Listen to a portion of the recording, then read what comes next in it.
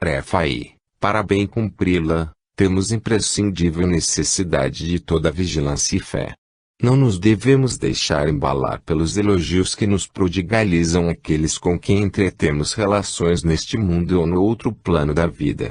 Evitemos, tanto quanto pudermos, o espírito de parcialidade, sumamente prejudicial ao bom encaminhamento dos nossos trabalhos. A ninguém retenhamos preso ao nosso critério e deliberação, com prejuízo dos verdadeiros dirigentes dessa pessoa. É perniciosa, injusta e contraproducente a influência que alguns companheiros mal orientados exercem no ânimo de algumas pessoas de espírito fraco, a ponto de as fazerem abdicar por completo o seu próprio raciocínio e só procederem por obediência às ordens desse médium em quem confiam cegamente. Conheço diversos casos de verdadeiro fanatismo. Pessoas que se entregam à direção dos médiuns, absolutamente incapazes de opor uma objeção às ordens recebidas, nada resolvendo sem os consultarem, não dando um passo na vida sem o seu consentimento, dispostos a irem até de encontro à vontade de seus próprios pais e esposos, contanto que prestem obediência à infalibilidade do seu médium predileto. Meus amigos, eu lastimo a responsabilidade enorme que sobre seus ombros tomam esses pobres companheiros, que assim ousadamente penetram no domínio das consciências. Não permitamos que assim aconteça conosco. Sejamos humildes e saibamos que somos suscetíveis de errar a cada passo, porquanto a nossa fragilidade é igual à de todas as outras criaturas na terra. Terminando, meus amigos, minha oração é que Deus prepare os vossos corações e entendimentos para que recebais com amor e carinho a preciosa semente que o divino semeador busca plantar em vosso seio, e que essa semente, em vossos lares se desenvolva, cresce e frutifique para a honra do Espiritismo na Terra. Provas. Em 28 de outubro de 1923, na Federação Espírita Brasileira. De certo tempo a esta parte o impulso que o Espiritismo vai tomando é notável. Dia a dia aumenta o número das adesões em todo o mundo às suas teorias científicas e religiosas. Sábios ilustres, antigamente céticos, formam hoje uma opinião séria do Espiritismo, baseada em estudos e observações criteriosas. No entanto, o Espiritismo é tão antigo como a luz do sol. Bem o afirma o Eclesiastes, não há nada que seja novo debaixo do sol e ninguém pode dizer, eis aqui uma coisa nova, porque ela já houve nos tempos que passaram antes de nós mas, como cada coisa requer tempo apropriado, é ainda o mesmo livro que nos ensina, há tempo de nascer e tempo de morrer, tempo de plantar e tempo de arrancar o que se plantou, há tempo de matar e tempo de sarar, tempo de destruir e tempo de edificar. Tempo de chorar e tempo de rir, tempo de se afligir e tempo de saltar de gosto, tempo de espalhar pedras e tempo de as ajuntar, tempo de dar abraços e tempo de se por longe deles, tempo de adquirir e tempo de perder, tempo de guardar e tempo de lançar fora, tempo de rasgar e tempo de coser, tempo de calar e tempo de falar, tempo de amor e tempo de ódio, tempo de guerra e tempo de paz. Cada coisa tem seu tempo. O Espiritismo, que é tão antigo como a eternidade, tem percorrido todas as fases necessárias à sua evolução consoante as épocas que vai atravessando. É assim que o temos visto vilipendiado, rejeitado, ridicularizado, adulterado, amaldiçoado e, posteriormente, estudado, analisado e discutido pelos sábios da Terra. Atualmente, na Europa, na América e em outras partes do mundo, já se dá o desprezo pelo ridículo a que antigamente se procurava lançar aqueles que se ocupavam dos estudos espiritualistas. Sábios italianos, alemães, russos, ingleses e americanos, aumentam todos os dias a lista dos que, intemeratos, lançam-se ao estudo dos fenômenos físicos. Para esses se rasgam horizontes de luz que lhes permite descobrir a verdade, até então oculta ao seu saber. É como bem disse o Cristo, buscai e achareis. Encontrei a verdade. Ela será também a vossa recompensa, se a buscardes com perseverança, humildade e seriedade. É este o voto final de MRS. E de Esperance, ao concluir o seu livro intitulado No País das Sombras ou Luz de Além-Túmulo. Depois de uma longa série de experiências, coroadas de feliz êxito na sua maioria, ansiosa por descobrir a realidade em meio às dúvidas que se debatiam em sua própria consciência, com o receio de, enganando-se a si mesma, ludibriar aos outros, ela, o notável médium, que tantas vezes se achou até em perigo de vida, nas graves experiências a que se submeteu e que tantos desgostos e decepções amargas encontrou, no evoluir crescente da sua prodigiosa mediunidade, conclui a narração dos fatos extraordinários em que tomou parte saliente, confessando haver encontrado a verdade. Sábios notáveis têm aderido ao Espiritismo, certos de haverem nele encontrado a verdade. Nos tempos passados, Cesare Lombroso, o grande antropólogo italiano, primeiro adversário rigorista do Espiritismo, após haver assistido uma longa série de experiências com a não menos notável médium Eusapia Palladino, abraçou, aceitando como verdade, as teorias espíritas, sobre as quais escreveu e publicou importante livro. Miss Florence Cook, aliás Mi. Corner, nome que adotou depois do seu casamento, sobre quem pairou a princípio a suspeita de que, com Cat King, o espírito que se materializava, fosse uma só pessoa, foi o médium com quem o eminente astrônomo inglês Sir William Crookes fez estudos importantíssimos sobre o espiritismo, chegando a conclusões as mais positivas e demonstrações as mais evidentes da existência da verdade. Mas, que verdade é esta que sábios, filósofos, astrônomos, químicos, cientistas de toda a espécie, confirmam e atestam com suas conversões ao espiritismo? É a verdade de maior importância para o homem, porque é eterna, indestrutível, grandiosa. Essa verdade lhe dará a demonstração mais perfeita da imortalidade do espírito, provando-lhe, com as provas mais positivas, que a existência passageira que vive na Terra é tão somente uma época limitada de expiação, e que a morte é a aurora de uma outra vida, mais livre, mais lúcida, mais perfeita, em tudo superior à existência presa à matéria. Essa verdade ensina ao homem que o mundo material é apenas a oficina do aperfeiçoamento dos espíritos. Eles para que vêm, tomam um corpo de carne, com plena liberdade de ação, para escolherem entre os dois caminhos, o do bem, pelo exercício contínuo da virtude, ou do mal pela escolha dos desvios tenebrosos da maldade. Desta forma, cada um senhor do seu próprio destino, pela boa ou má direção que dá à sua vida, apressa ou retarda o tempo em que há de alcançar o grau relativo de perfeição moral a que nos é lícito esperar atingir um dia. Esta é a verdade que os mais adiantados nas coisas transcendentais, concernentes à alma, nos revelam, para que, as conhecendo, possamos também, como eles, abrir os nossos olhos, enxergar e conhecer melhor os privilégios do espírito. Quando os médiuns de alta capacidade nos vêm contar as suas experiências extraordinárias, tais como aquelas em que, involuntariamente, muitas vezes se tem envolvido, não devemos pensar que é pelo sentimento baixo de vaidade que assim o fazem, ambicionando as glórias vãs do mundo em que provisoriamente se encontram. Não. Eles sabem que no momento em que tal sentimento penetrasse no seu interior, nulificaria por completo a capacidade do seu esforço. Contam tais fatos com a intenção pura de, divulgando-os, chamarem outros ao conhecimento dessa verdade libertadora que o Espiritismo revela ao homem. É o espírito de caridade, meus amigos, que os impele a propalarem esses fatos, que tanto têm concorrido para a conversão de homens ilustres, até então materialistas intransigentes. Li há poucos dias interessante livro em que se conta um fato interessantíssimo, passado com o médium clarividente Mansfield, nos Estados Unidos.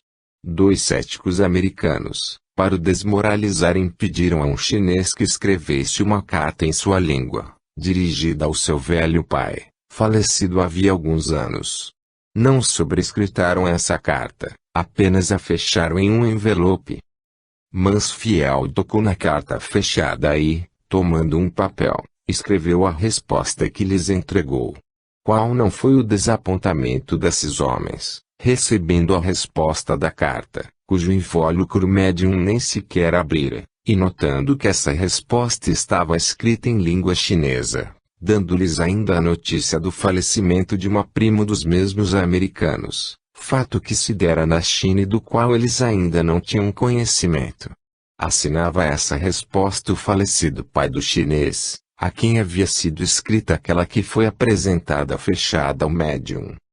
Converteram-se por essa prova esmagadora aqueles incrédulos, tornando-se adeptos da verdade espírita. Em 1863, experiência não menos interessante teve o Sr. Livermore, banqueiro de Nova York, homem ao qual animava nessas pesquisas além túmulo o desejo de desmascarar aquilo que ele supunha verdadeiramente um embuste. A prova irrefragável da autenticidade dos fenômenos espíritas lhe veio por intermédio do médium Miss Cat Fox, fato que foi claramente relatado no livro, A Região Discutida, de Roberto Une. O Sr. Livermore cercou-se de todas as precauções exigidas pela sua lógica e bom senso, a fim de desvendar a fraude, ou a falsidade dos fenômenos que outros julgavam importantíssimos e fiéis. A sua própria esposa, falecida havia algum tempo já, foi a aparição que se manifestou ao incrédulo investigador e por diversas vezes, de maneira a convencê-lo da sua vida real e verdadeira, apesar da morte a haver arrebatado alguns anos antes. Ela lhe falou, se fazendo ouvir distintamente, lhe escreveu com a mesma caligrafia de outros tempos e só distinguiram das pessoas, que o fato da sua materialização presenciaram, porque facilmente se volatilizava na sua presença. Escusado parece dizer que o Sr. Livermore se convenceu da verdade do Espiritismo. Estes fatos extraordinários, nós os sabemos, nada têm de sobrenaturais.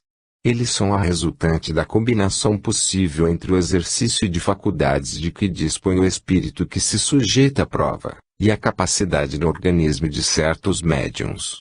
Permite Deus a realização desses e outros muitos fatos positivos, para que se firme a crença universal na imortalidade dos espíritos, que, passando pelo fenômeno da morte, passam na realidade a viver outras vidas, em planos relativos ao grau de desenvolvimento que forem gradualmente adquirindo na escala em término da perfectibilidade universal. Também entre nós, nestes dias, se têm produzido fatos, que são provas ineludíveis da verdade do Espiritismo. Entre muitos destacar este, que se reveste, para mim, de particular interesse, pois que foi passado comigo própria nesta cidade do Rio de Janeiro. Com uma das minhas boas amigas residia uma mocinha espírita, de bom gênio, simples mas de complexão fraca. Adoecendo de grave enfermidade, lutou muito entre a vida e a morte.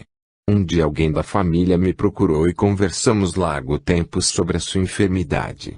O médico já havia perdido a esperança de a salvar, assim me declarou essa pessoa.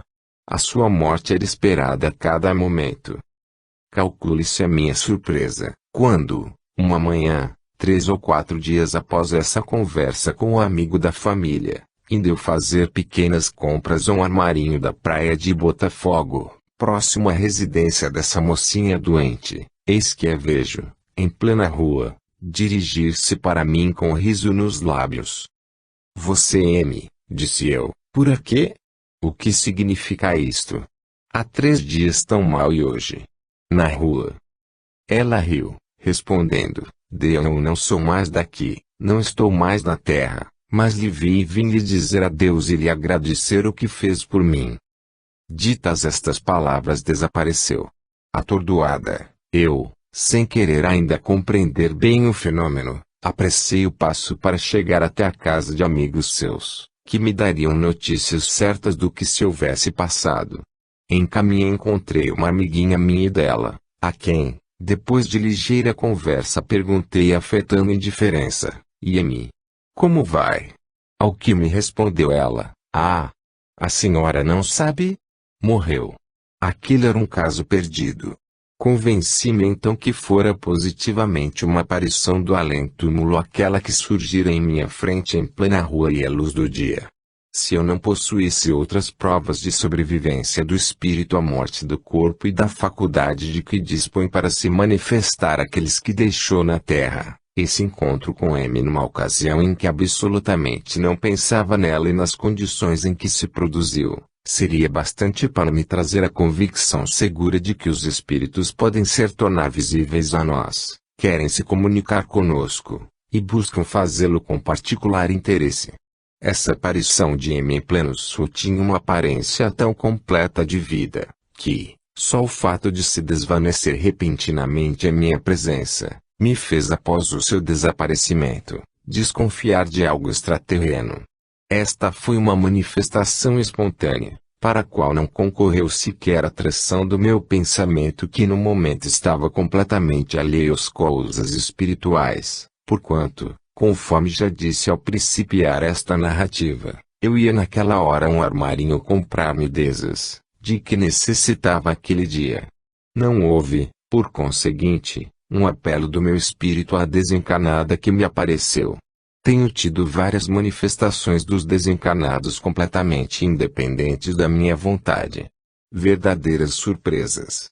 Aqueles que imparcialmente estudam a série de fatos, documentados por testemunhos insuspeitos, cederão à sua evidência e serão forçados a crer na veracidade da vida além da campa. Não se morre, como bem o disse M.R. de Chevreul no seu belo livro, Onimelt Paz. O espírito não morre.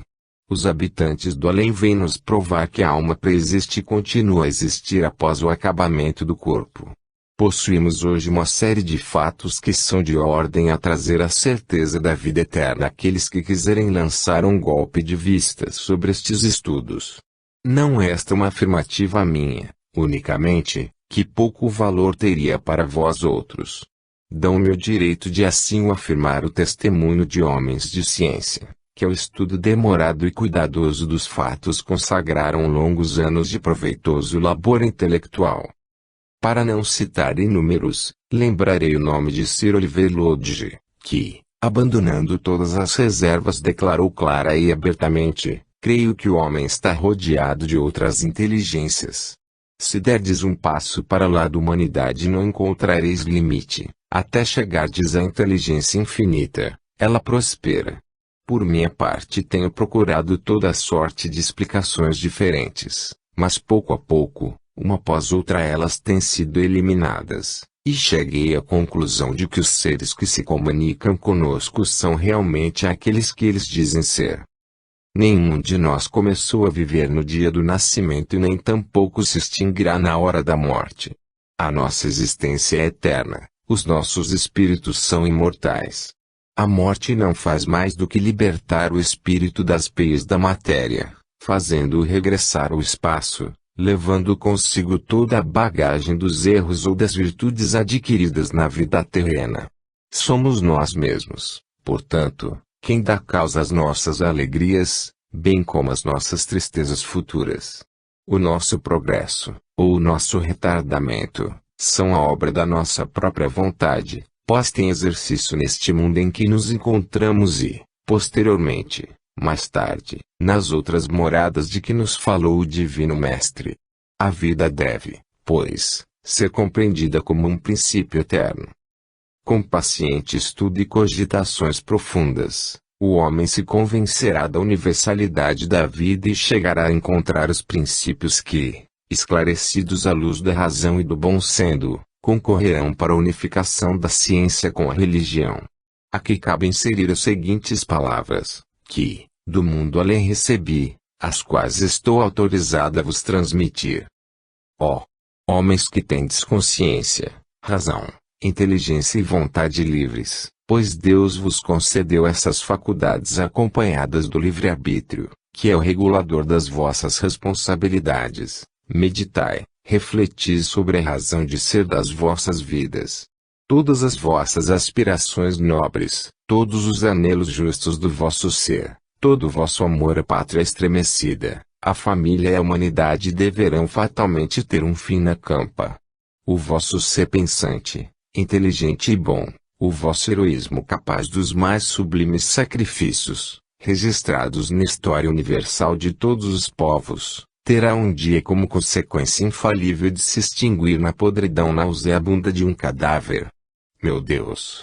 Se assim fosse, se essa finalidade asquerosa fosse o epílogo de tantas existências de martírios na terra, vidas que não lograram um dia de ventura, almas que não tiveram um momento de alegria, criaturas que jamais viram a luz do sol, imersas na escuridão tenebrosa da cegueira de nascença, estes, que curtiram sede, fome, moléstias contagiosas que se afastavam os entes mais queridos, aqueles sem a luz da razão, loucos, internados nos manicômios a suportarem torturas impiedosas pelos delitos que, na sua inconsciência, praticam, e tantos outros, Senhor, tantos outros, cujo patrimônio nesta vida foi a dor, o sofrimento, do berço ao túmulo. Se assim fosse, Pai Santo, onde estaria a inflexível justiça que rege os teus sábios desígnios?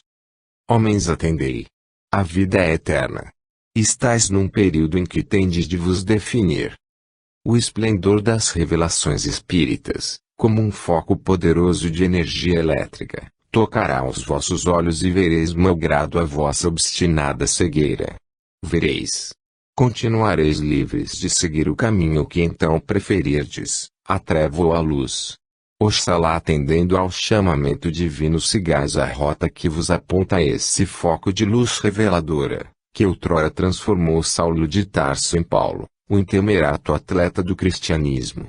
Jesus, pastor das almas, luzeiro poderoso de imortal grandeza, estende a tua destra sobre os teus filhos na terra e, como em outros tempos ordenaste aos cegos de nascença. Quero que vejas, assim nos dias de hoje, dá luz do entendimento aos cegos obstinados que não querem ver as maravilhas do teu poder. Giuseppe Garibaldi. Renda-se o homem à evidência dos fatos que se acumulam diariamente, inexplicáveis para aqueles que não querem compreender a alma como ela é na realidade, ativa, independente do corpo e sobretudo, imortal. Só uma falsa orientação científica, ou religiosa, pode repelir a comunicação dos espíritos, suas manifestações ao nosso mundo, porquanto esses fenômenos hoje são experimentalmente provados de forma a contentar os mais exigentes. O mais belo fenômeno espiritualista que os meus olhos presenciaram e que mais concorreu para robustecer a minha fé na imortalidade da alma foi o seguinte, que passo a vos relatar na esperança de que, crendo na honestidade da minha palavra humilde, possais, como eu, ficar seguros de que a morte é o renascimento do espírito. Estava eu à cabeceira de um agonizante, pessoa intimamente ligada a mim pelos laços naturais de família. Quando a morte, que se esperava, se manifestou, não notei no moribundo sinal algum de sofrimento. Pelo contrário, o seu rosto tornou-se plácido, sereno, ao mesmo tempo que a cabeça iluminada por uns reflexos brancos, prateados, de um brilho singular.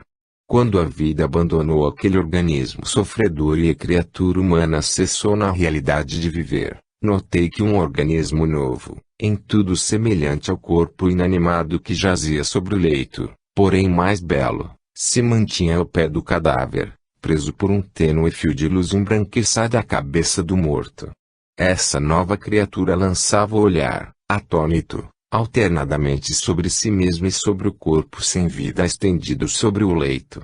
Circunvagava em seguida a vista sobre as pessoas presentes, ignorantes do que se passava ali, para depois se deter sobre mim, única testemunha ocular da sua presença real ao pé do cadáver. Enquanto amigos dedicados cuidavam de vestir o corpo inanimado, eu procurava, em concentração mental, influir sobre o corpo real daquele que vivia dali em diante uma outra vida. Essa forma fluídica permaneceu ao pé do cadáver durante algumas horas, presa àquele laço que se ligava ao cérebro. No dia seguinte, quando se cuidava do enterramento do extinto, não vi mais o tênue fio de luz que ligava os dois corpos, material e espiritual. A forma desencarnada esteve presente até a saída do féretro, quando a vi desaparecer, não sabendo ao certo se o acompanhou ou não.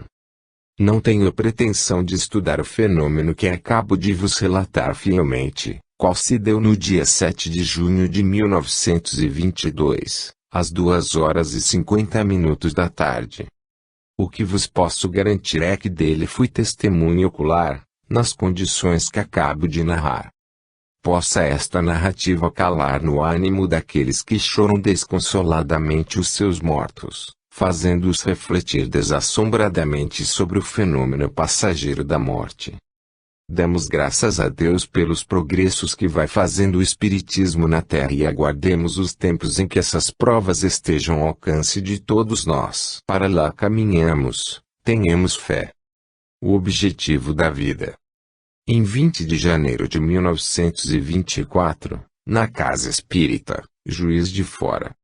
Nos dias atuais, muitos homens ainda nada conhecem do que lhes reserva o futuro, após terminar a existência que ora vivem. Sobre muitos pesa o espectro da dúvida, a lhes sobrecarregar o ânimo de carregadas sombras. Outros, indiferentes, vêm-se escoarem os seus dias, sem crenças, frios e monótonos como a apatia que lhes enche o cérebro. Grandes números, vergado no jugo do sofrimento, sem esperanças, vagueia na terra, ao léu da sorte. A maioria, embebida no deleite venenoso dos prazeres materiais, entregue à corrupção, aos vícios mais hediondos, não tem ideais, porque não tem crenças. A fé na imortalidade do espírito é ainda muito fraca. No entanto, os templos estão repletos de fiéis e todos se dizem cristãos, ou, pelo menos, testemunham o ser, cumprindo com especial cuidado os ritos e cerimônias das suas igrejas, tais como confissão, batismo, casamentos, cânticos, etc. Tudo isto, porém, não passa de aparência exterior, não palpitando na observância desses atos a menor parcela da espiritualidade cristã. A verdade é que este estado atual de consciências não satisfaz nem tranquiliza o espírito humano. É uma necessidade premente, que se faz sentir com a força de uma verdade, esta, que os homens possuam o conhecimento seguro do objetivo da vida. A humanidade cristã não pode mais viver no desamparo dos ideais nobres, sem defesa, incapacitada de resistir às tentações do erro, sem uma convicção religiosa que habilite a compreender a essência do cristianismo, sem ideal, sem fé, sem luz. É preciso dar uma orientação verdadeiramente cristã a essa humanidade, ignorante das sábias leis que regem o seu destino nesta vida e além da morte. Façamo-la compreender qual o alvo supremo da vida, a regra áurea que é o princípio básico do espiritismo, a lei que determina as existências múltiplas, pelo entendimento da qual saberão que reverterá em seu proveito, ou em seu prejuízo, tudo quanto semearem na terra, de bom, ou de mal. Nós somos, por mercê de Deus, os encarregados de espalhar a preciosa sementeira até onde possa alcançar a nossa precária influência. Temos para isso o mandamento do Divino Mestre, ide por toda parte. Esse trabalho oferece sérias dificuldades, não há dúvida. Tanto melhor, assim será provada a nossa fé, será provado o nosso amor, será provada a nossa dedicação à causa que esposou o Divino Mestre e em benefício da qual se consumou a vitória do Calvário na sua gloriosa ressurreição. Muito se fala sobre o progresso. É assunto que preocupa e interessa os sábios, os pensadores. Do progresso das artes, do progresso das letras, do progresso das ciências. O mais alto objetivo do progresso é encaminhar o homem para a solução do mistério que envolve a sua vida e dar-lhe o conhecimento exato do futuro que o espera além da campa, quando, entregue a sua carne à podridão do túmulo, o seu espírito selará o mundo etéreo. Mais dia, menos dia, soará para nós a hora da morte, solene e grave, e, ao seu apelo, todos temos que estar prontos a seguir viagem rumo ao infinito, queira ou não a nossa vontade. Há quem procure afugentar a ideia da morte, pela ignorância do esplendor que lhe encerra. Entretanto, é bem mais difícil viver que morrer. Os que têm horror à morte é porque se apegaram à falsa ideia de que ela é o aniquilamento. Tremem só em pensar que não poderão fugir a essa lei inflexível, que põe termo às suas existências. O Espiritismo, porém, pouco a pouco, vai dissipando esse temor infundado, provando a todas as criaturas que a morte é o voo definitivo da alma à imensidade do infinito. Todas as noites, quando dormimos, em curto voo vão os nossos espíritos ao espaço etéreo, em busca do fluido salutar que lhes retempere o vigor, para a continuação do labor terreno a que estão obrigados pela ligação ao corpo. A morte é um voo mais longo. Conduz o espírito para as regiões de uma outra vida, majestosa, imponente e grandiosa como a imensidade. Para além da morte existe a verdadeira vida. Passado o período de natural perturbação, começa o espírito a rever o seu passado, analisando escrupulosamente todos os seus feitos na encarnação que acabou, bem como nas outras que antecederam a esta. Desse estudo resultará a sua alegria ou o seu arrependimento pelo bom ou mau uso que houver feito da sua vontade, do seu livre-arbítrio na terra. Cumpre, portanto, dar uma direção acertada à nossa vida para evitar as dolorosas decepções que nos esperam no mundo além, quando um dia nele ingressarmos. As particularidades mais insignificantes da nossa vida têm a sua correspondente consequência no futuro do nosso espírito, e podem assumir extraordinária gravidade. Ações que, impensadamente, julgamos sem valor, aqui. Futuramente, no espaço, a lembrança desses atos praticados levianamente, serão causa de grande desassossego para as nossas almas. Aprendamos cedo, meus caríssimos amigos, qual o objetivo verdadeiro da vida. Os nossos espíritos cá se encontram, neste planeta, presos a este grosseiro corpo carnal com o propósito de realizar, com esforço, trabalho, paciência e perseverança, a obra do seu próprio aperfeiçoamento. Trazem o plano de trabalhar, estudar, lutar, para vencer todos os obstáculos que se antolham no seu caminho, procurando retardar o seu esforço. Não nos deixemos abater, pois, quando as dificuldades, tentações, desgostos e demais tropeços surgirem em nossa frente, para os vencer aqui viemos. Nossa alma se enobrece, se purifica, nesse labutar contínuo das existências terrestres.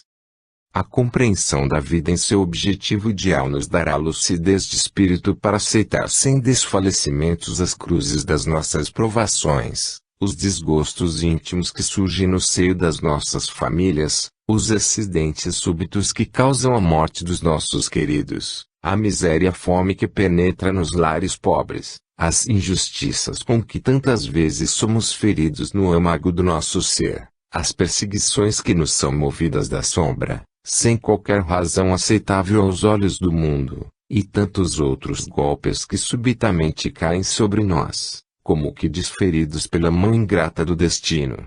Todos esses sofrimentos, todas essas angústias físicas e morais, o Espiritismo resolve, fazendo-nos compreender que não é sem uma razão sábia e justa que a providência divina nelas consente.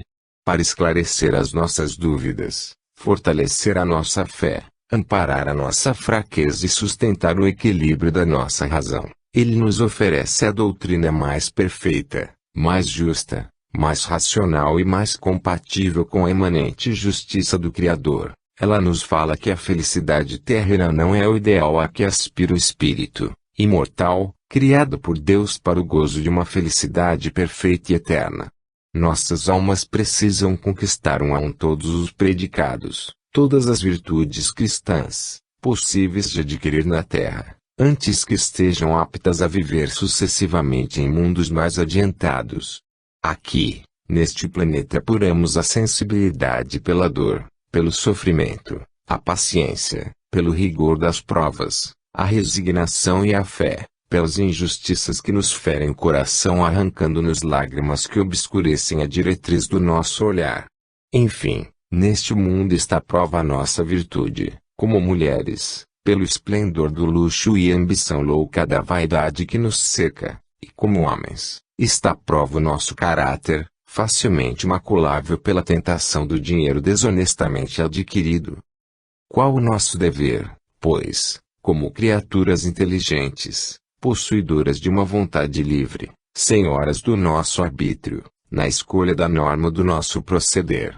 De posse do conhecimento das leis que regem a evolução dos seres, procurar aumentar cada vez mais o patrimônio dos nossos espíritos, que são as virtudes adquiridas no constante exercício da nossa vontade, em luta com os elementos que lhes são contrários, ganhando a vitória sobre as tentações próprias da nossa fragilidade, resistindo aos chamamentos do mal, que corrompem os bons sentimentos, chegaremos a possuir o segredo de bem viver, preparando assim um futuro compatível com as aspirações justas das nossas almas. Em qualquer circunstância da nossa vida, recordemo-nos sempre de que é provisória a nossa estadia neste mundo. Se é nosso quinhão um sofrimento, ele, durando mesmo toda a nossa existência atual, durará muito pouco. O que é esse lapso de tempo, em comparação com a eternidade que temos à nossa frente? E, reflitamos, se as nossas vidas anteriores tivessem sido bem orientadas, não discrepando das leis de justiça e caridade, certo não teríamos hoje que suportar as consequências do nosso passado, numa encarnação dolorosa e difícil. Quem sofre hoje, portanto, não veja irreparável e desesperadora a sua situação. Até a profundidade dos mais insondáveis abismos da alma, alcança o amor de Deus. Compreendamos e aceitemos esse amor supremo, que teve a sua exteriorização máxima na divina personalidade do Cristo. Saibamos lhe corresponder com toda a pujança dos nossos sentimentos afetivos e veremos com que prazer aceitaremos as amarguras e decepções da vida, pela força, pela coragem que em nosso íntimo infundirá a irradiação renovadora do Espírito do Senhor. Não há obra mais digna do que esta de encaminhar os homens para a compreensão exata dos seus destinos superiores, do objetivo real da vida. Não há negar, a civilização material da humanidade tem alcançado nestes últimos tempos um progresso realmente admirável. Outro tanto gostaríamos nós de afirmar no que diz respeito à evolução moral. Para o fazer, porém, seria necessário fechar os olhos ao estado atual do nosso mundo, onde há tão grande proporção de males, contrista observador sensato. Por toda a parte a violação do direito, a corrupção de costumes, a doblez do caráter, as injustiças sociais, de fazerem clamar as próprias pedras, a opressão dos fracos e a bajulação hipócrita aos grandes e poderosos da terra. A humanidade caminha desorientada, sem ideal, sem esperança segura, sem garantias do futuro que a espera. E na sua frente, o problema da vida em seu objetivo, como um ponto de interrogação, permanece. A vitória do Evangelho será então uma utopia? Somos levados a perguntar? Não, meus amigos. Apesar de todos os obstáculos vencidos e por vencer, o cristianismo nos afirma, pela voz invisível dos nossos protetores dos mundos além, que o Espiritismo será vencedor na defesa e proclamação das leis que regem a liberdade, a igualdade e fraternidade cristãs. Não exagero, queridos confrades. Mais cedo ou mais tarde, a vitória do bem sobre a maldade raiará para essa pobre humanidade desconhecedora dos seus destinos. A nós cabe em grande parte apressar essa aurora auspiciosa de paz e amor. Multipliquemos o nosso esforço, redobremos a nossa atividade, abrindo uma campanha decidida e enérgica contra a ignorância em que jaz a humanidade, das leis eternas sobre as quais repousa o seu futuro. Abandonemos de uma vez para sempre essa egolatria que não nos permite amar ao nosso próximo, como Deus nos ordena, e trabalhemos com ardor para o bem espiritual do mundo em que habitamos. A obscuridade das doutrinas religiosas cultiva a ignorância do homem relativamente aos seus transcendentais destinos. Esse vácuo a que elas precipitam as consciências é a causa principal da perturbação e incerteza dessas pobres almas, vazias de luz, de conforto e de conhecimento do futuro. Há inúmeros exemplos de agonias lentas, desesperos cruciantes, vacilações perigosas da razão, pela falta de compreensão da harmonia universal que rege os planos do Criador. Há poucos dias fui procurada por distintíssima senhora, filha de um dos estados do sul do nosso país, numa condição d'alma verdadeiramente contristadora.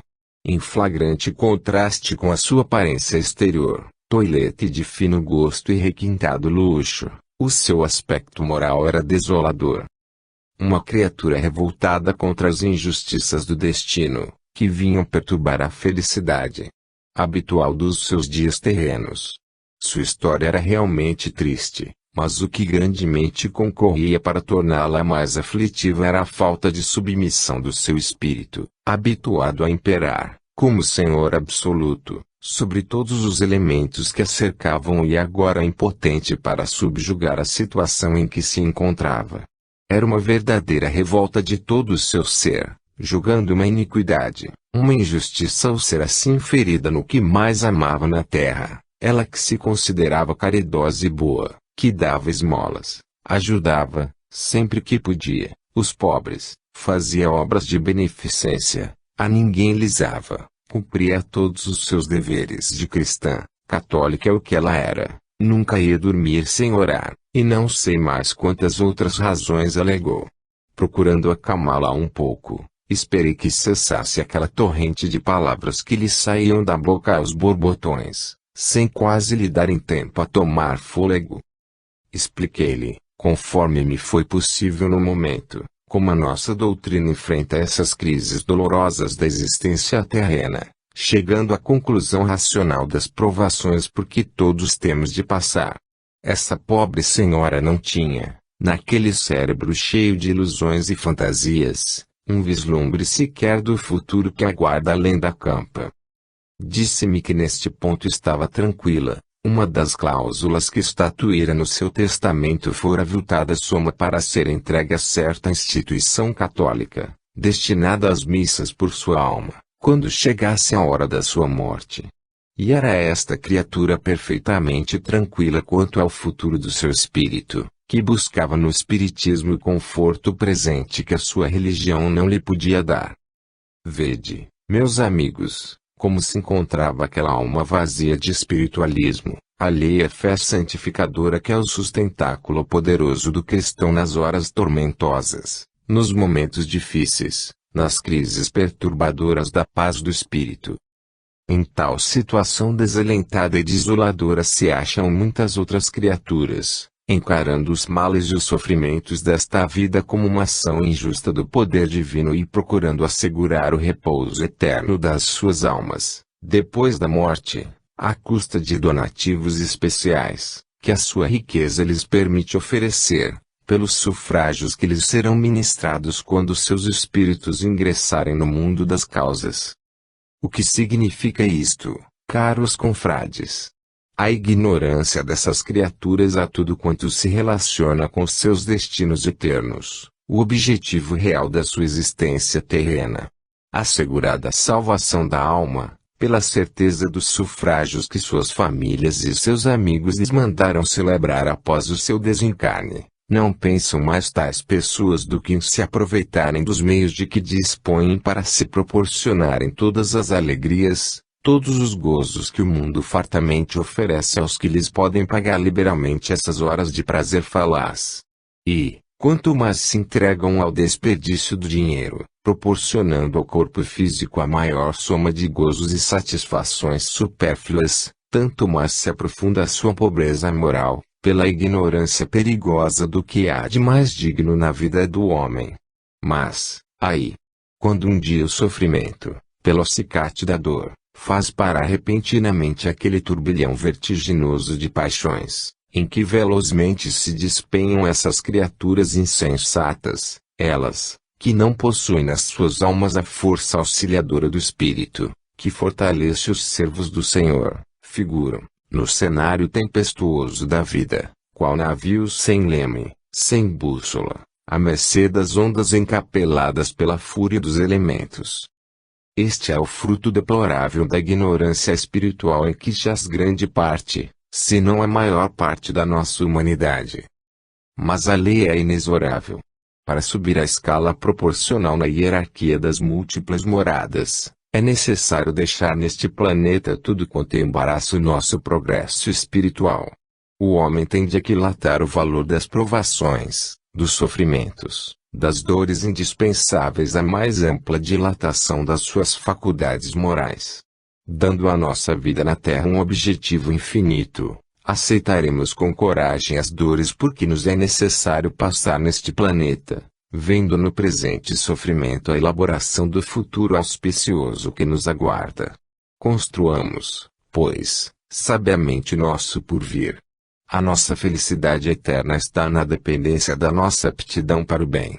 Imponhamos a nós mesmos uma disciplina moral que nos ponha ao abrigo da violência das paixões, dos prejuízos do egoísmo, das tentações da inveja e das más influências do orgulho e da ambição imoderada. A criatura humana se revolta tanto mais com o peso do sofrimento, quanto mais atrasado é o estado da sua alma. Dá-lhe luz e ela compreenderá a razão de ser das suas dores. O Espiritismo fornece a todos os homens os meios de se instruírem e se esclarecerem, no intuito de lhes preparar um futuro glorioso e, ao mesmo tempo, um presente isento de incertezas da dúvida, pesadelo que assalta de contínuo os fracos. Disseminemos, pois, a mancheias, as verdades que encerra essa ciência divina. Façamos um trabalho de propaganda ativa e persistente, das revelações que os luminares dos mundos invisíveis amorosamente trazem até nós. Abandonemos de uma vez essa morosidade de ação, que retarda, e por conseguinte prejudica a influência benéfica dos nossos guias. Nunca tivemos tanta necessidade de ser fraternalmente unidos, como nesta época de clamor geral, de hostilidades e inquietações em toda a superfície da terra. A situação moral do nosso povo, para não irmos além da nossa pátria, é penosa. Dificuldades de toda a ordem embaraçam a vida do pobre. Vós conheceis sobejamente a situação financeira e econômica do nosso país, para que possais igualmente conhecer a situação aflitiva da nossa gente. Os noticiários dos jornais quase diariamente trazem suicídios de chefes de famílias que, assoberbados pela perspectiva aterradora da falta do sustento para os seus, desertam deste plano da vida. Mulheres, combalidas pelo sofrimento e desanimadas nas suas esperanças de melhores dias, se têm afundado no abismo de tão pavoroso crime. Nós não podemos cruzar os braços, indiferentes a esse estado lastimável de coisas. Levemos aos nossos patrícios, a nossa pequenez espiritual talvez não nos permita ir além, a doutrina reveladora dos espíritos como um meio de regeneração, de educação religiosa, de conformidade com as agruras desta vida de provações, fazendo-lhes compreender o objetivo real da vida, em toda a sua superioridade moral. Um ensino bem orientado e religiosamente feito com amor e abnegado altruísmo, os chamará ao caminho da fé racional e lógica, oferecendo uma base segura às suas crenças, para humilde e resignadamente poderem suportar o peso das suas cruzes nesta existência. Eles compreenderão então, de raciocínio em raciocínio, de reflexão em reflexão que, neste pequenino globo em que habitamos, o plano admirável do Criador se executa tão perfeitamente como nos grandes mundos habitados pelas entidades superiores do universo. Meus amigos, trabalhemos com ardor, com dedicação e fé, pela divulgação dos ideais cristãos, objetivo real da vida do espírito. Vidas sucessivas. Em 24 de janeiro de 1924, no Centro Espírita Humilde de Caridade, Juiz de Fora. Meus amigos, quando em prol das verdades espíritas se levantam vozes como as de William Crookes, considerado por alguns o maior sábio do nosso tempo, Leon Denis, Frederico Maieres, de Rochas, Aksakoff, Conan Doyle, Lloyd George, Zoellner, Gibier e tantos outros, parece desnecessário que humildes aprendizes dessa doutrina ousem dizer alguma coisa sobre ela, uma vez que por esses grandes homens tem sido estudada com proficiência, discutida, analisada e sobejamente comprovada. No entanto, é preciso fazê-lo, malgrado a nossa pobreza intelectual, não obstante a nossa fraqueza. No Espiritismo há espaço para a expansão luminosa dos grandes pensadores, como há lugar para os ensaios das inteligências rudimentares. Pertenço a este grupo. Desejando aprender, troco ideias convosco. Estas perguntas são frequentemente feitas pelos estudantes do Espiritismo, que ainda não se acham esclarecidos sobre a doutrina das vidas múltiplas, porque permite Deus que tais e tais coisas sucedam, quando ele tem o conhecimento prévio de que elas causarão desgraças, infortúnios, crimes, etc. Não tem ele a faculdade de impedir a sua consumação, porque não o faz. Porque permite Deus a prática de atos criminosos, roubos, assassinatos, suicídios. Não é ele a justiça. Meus amigos, não nos façamos sábios porque conhecemos algumas verdades. Sabemos que Deus é justiça indefectível. Esta é uma das verdades que, felizmente, conhecemos. Saibamos também que nada se realiza no universo sem uma razão de ser, porque se Deus é justiça, ele é também sabedoria.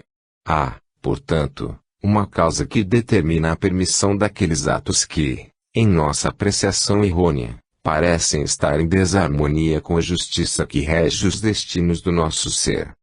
Aos nossos olhos se depara, não poucas vezes, o quadro contristador de um homem justo, paciente e trabalhador, sofrendo os horrores de uma sorte adversa. Outras vezes, uma mulher honesta, virtuosa e reconhecidamente boa, inesperadamente privada da vista, ou acometida de mal incurável, que lhe prolonga a vida num sofrimento horrível, obrigando-a até a fugir do convívio da sua própria família. Não poucas crianças vêm a este mundo para, sofrendo um martírio inconcebível, serem a causa do maior tormento de seus pais. Não nos esqueçamos, porém, refletindo sobre estas coisas, que o sofrimento, como bem o definiu Max, o nosso querido Bezerra de Menezes é, nesta vida terrena, o meio de expiação, a moeda que o Pai nos oferece para resgatarmos as nossas dívidas. A justiça de Deus, sua caridade e misericórdia infinitas encontram cabal confirmação em frente a esses quadros aparentemente incoerentes à nossa vista, quando refletimos ponderada e conscienciosamente sobre o princípio espírita das vidas sucessivas. A criatura de hoje, que vemos humilde, paciente e justa, veio a esta vida com o compromisso formal de resgatar culpas anteriores, que, num passado oculto aos seus olhos hoje, cometeu voluntariamente. A pena, naturalmente, é proporcionalmente relativa ao crime. Daí a variedade no grau de sofrimento escolhido pelo próprio espírito, ansioso de evoluir com rapidez. Felizes portanto os pacientes e resignados em suas provações. Deus não tem preferência por nenhum dos seus filhos. A doutrina das vidas sucessivas constitui um ensinamento de altíssimo alcance. Só ela goza o privilégio de resolver com lógica inabalável as aparentes anomalias desta vida em que nos achamos. No encadeamento das nossas existências múltiplas, na Terra, se verifica a grandiosa obra do nosso aperfeiçoamento espiritual. Não vejamos, porém, em todas as criaturas sofredoras, delinquentes em expiação. Nossas almas têm necessidade de viver encarnadas em todas as condições sociais. Elas precisam passar alternadamente pela riqueza e pela miséria, da alegria para a tristeza, da ignorância para a sabedoria. Encontram-se na Terra muitos espíritos que intencionalmente escolheram viver vidas de penosos sofrimentos, ávidos de progredir, desejosos de adquirirem o mais depressa possível aquele grau de superioridade a que atingem rapidamente os que sabem sofrer. No cadinho das provações a alma adquire a capacidade para se elevar até receber o verdadeiro batismo do Espírito Santo.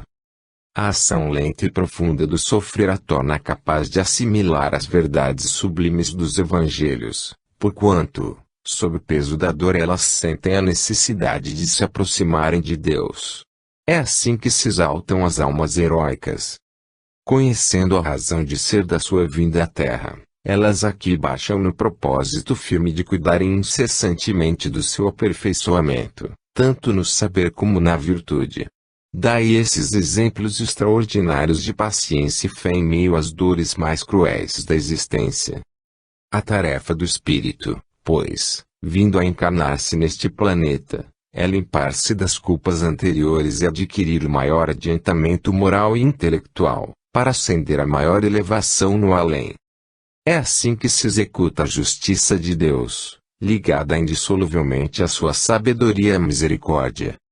Rejeitando a doutrina racional das vidas sucessivas, somos forçados a crer que Deus criou os espíritos em flagrante desigualdade de essência, o que implica em admitir em traço a injustiça nos planos da divina providência, criando entes destinados à prática do mal, ao requinte da perversidade moral, ao mesmo tempo que dotando outros de sentimentos puros, nobres e altruístas, seres disformes, aleijados, cegos, paralíticos e mudos, quando outros desfrutam a melhor saúde, em pleno gozo das faculdades físicas e morais.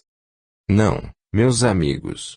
A verdade espírita nos dá a certeza de que Deus formou os espíritos em igualdade de condições, dando-lhes a liberdade e o livre-arbítrio, sem os quais não poderia haver mérito nem demérito, por consequência, não podendo haver progresso, que se faz à custa do esforço próprio. Essa liberdade, esse livre-arbítrio o próprio Deus respeita. Sem ele seria nula a nossa responsabilidade moral.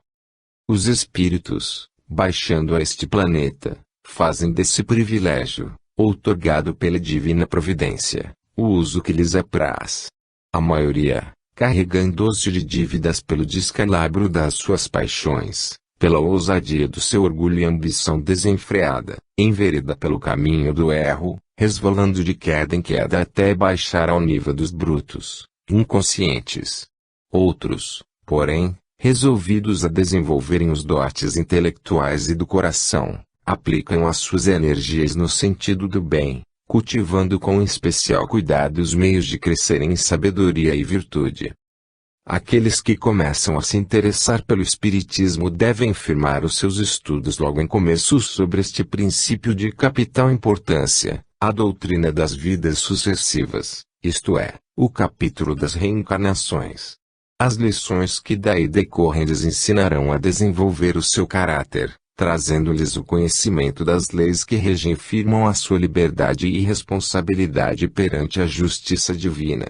Verão nessas idas e vindas sucessivas dos espíritos a necessidade de refrearem as suas paixões, procurando acelerar através dos séculos a obra grandiosa da sua própria regeneração, pois, para resgatarem as culpas adquiridas em anteriores encarnações, virão à Terra, tantas vezes quantas forem necessárias para o acabamento da sua tarefa.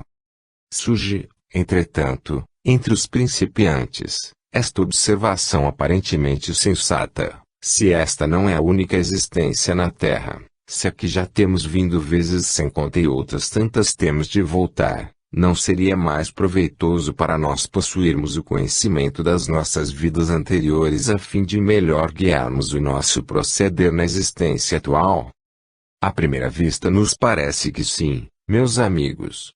Pois se no passado cometemos tais e tais erros, falimos em tais e tais propósitos, sabendo quais os nossos pontos fracos poderíamos mais facilmente evitar nova falência. Prezados companheiros, se isso fosse acertado, Deus o teria permitido, é claro. Esse conhecimento, longe de ser para nós vantagem, aumentaria o grau da nossa responsabilidade, agravando sobremaneira as nossas culpas. Temos nós a certeza de encontrar em nós mesmos a força de contrariar a inclinação pecaminosa do nosso espírito, resistindo à tentação em que sucumbimos no passado. Quero crer que nessa luta terrível entre o dever, apontado inexoravelmente pela consciência desperta e a fraqueza da carne, pronta a ceder à tentação do mal, o fracasso moral seria inevitável. Sobre este ponto, um dos nossos confrades fez consulta espiritual ao nosso protetor e amigo do espaço, Dr. Bezerra de Menezes, que deu a seguinte comunicação, cujo estudo a todos nós aproveitamos.